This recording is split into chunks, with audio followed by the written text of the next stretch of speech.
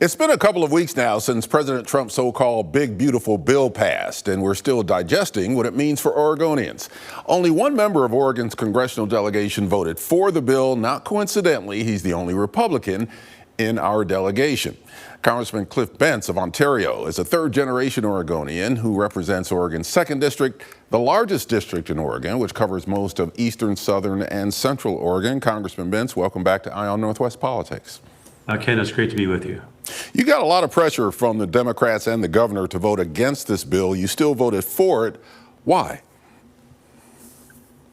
Well, I think the pressure was primarily generated by what I think is a misunderstanding, perhaps intentional, of what's happening in the Medicaid space. What's really sad about it is that for whatever reason, people are not focusing on the press or the governor, our former governor, or anybody that's wearing a Democrat label is not focusing on much of the rest of the bill. And I would just point out that there's some incredible benefits for people in this bill, not the least of which is the no tax on tips provision, the no tax on overtime provision, the reduced taxes on Social Security benefits. The benefits in this bill, what Democrats have chosen to do is focus on the Medicaid changes, which I support. And I want to point out that those Medicaid changes are designed to make sure that people who are here illegally are not illegally taking Medicaid benefits, and also focus on the fact that people who are making too much money will now be identified by virtue of every 6 months checking to see how much money they are making. According to the Oregon Health Authority, 34% of Oregon's population enrolled in Medicaid, or the Oregon Health Plan as we know it. And it's even higher in your district at 40%.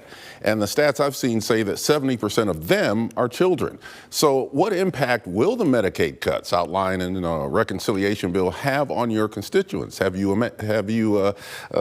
come up with the answer to that? Well, absolutely. Children are not affected by the so-called Medicaid cuts. The people that are affected are those who are here illegally, or those who are making too much money and should be on the ACA lower tier or higher, and those who choose not to work or do community service for 20 hours a week. I mean, these people that are choosing to play video games, and we have studies indicating that that's indeed what many of the younger men are doing that are covered right now by Medicaid. They're not working. And so why would everybody else pay for their coverage when they're perfectly capable? So to say that children are going to be affected, that would be incorrect. And in fact, parents of children under 14 are not affected. So to say that kids are affected is simply wrong. And I attribute that to Democrat politicians who are trying to mislead and scare people. Same tactics that were used years ago when other Republicans tried to reduce spending, particularly the waste, fraud, and abuse that we've been focusing upon. So whoever mentioned that about children being affected needs to go read the bill. Critics say that elements of the bill could cause rural hospitals to close for lack of reimbursement, which got you some heat from the Oregon Nurses Association. Do you agree with that assessment of the possible fallout? So the first thing we should talk about when we talk about the provider tax, because that's what they're talking about, is it does not take effect for 2.5 years. So whatever the fallout may be, it ain't happening soon.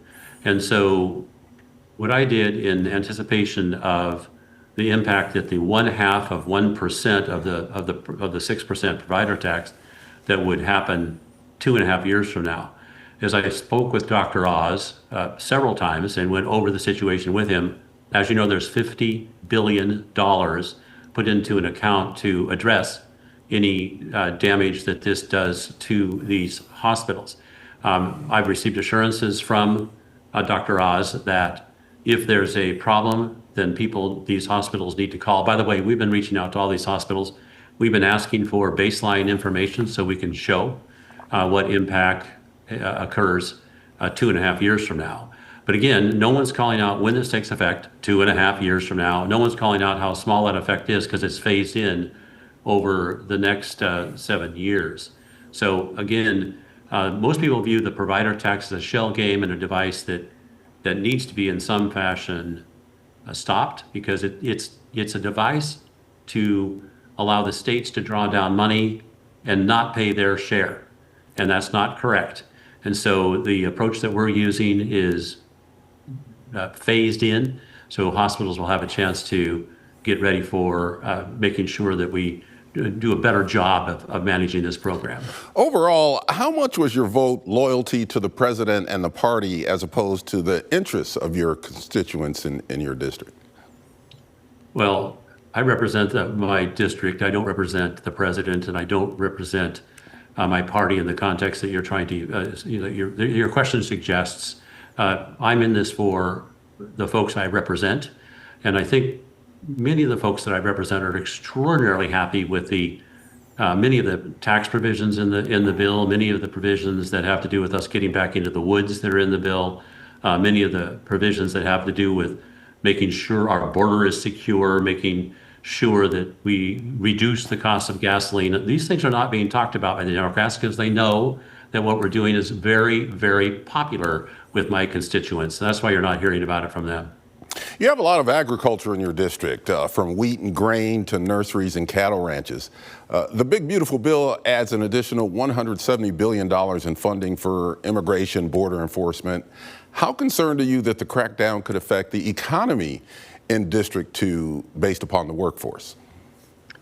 So it might, and we've reached out to the White House and explained our concern about how we manage those who have been here for years and are working in the agricultural sector. I would point out it's not just agriculture, it's also manufacturing, it's also nurseries, it's also the motels.